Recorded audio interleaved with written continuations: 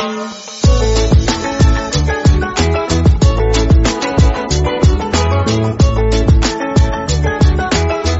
The lord.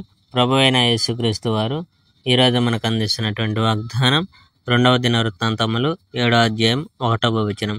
యెహోవా తేజస్సు మందిరము నిండా నిండెను. ఆలయాన్ని దేవునికి అంకితం చేయుట. సొలొమోను ప్రార్థన పూర్తి చేసేసరికి ఆకాశం నుండి అగ్ని దిగి దహన బలులను మిగిలిన అర్పణలను దహించి వేసింది. యెహోవా మహిమ ఆలయాన్ని నింపివేసింది. యెహోవా మహిమ నిండి ఉన్న ఆలయంలో యాజకులు ప్రవేశించలేకపోయారు. ఆకాశం నుంచి అగ్ని దిగి రావడం ఇశ్రాయేలీయులంతా చూశారు. యెహోవా మహిమ ఆలయాన్ని ఆవరించడం కూడా వారు చూశారు. వారంతా బాటపై సాష్టాంగపడ్డారు. వారు యెహోవాను స్తుతించి నమస్కరించారు.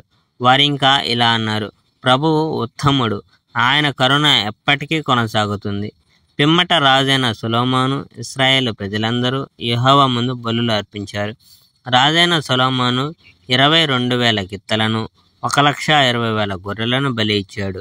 రాజు ప్రజలు అంతా కలిసి ఆలయాన్ని పవిత్రం చేశారు.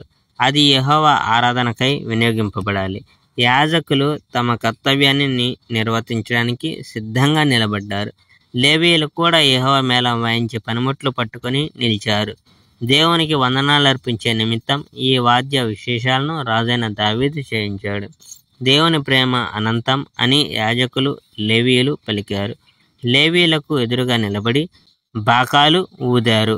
ఇశ్రాయేలీయులందరూ నిలబడ్డారు. Praise the Lord. May God bless our India.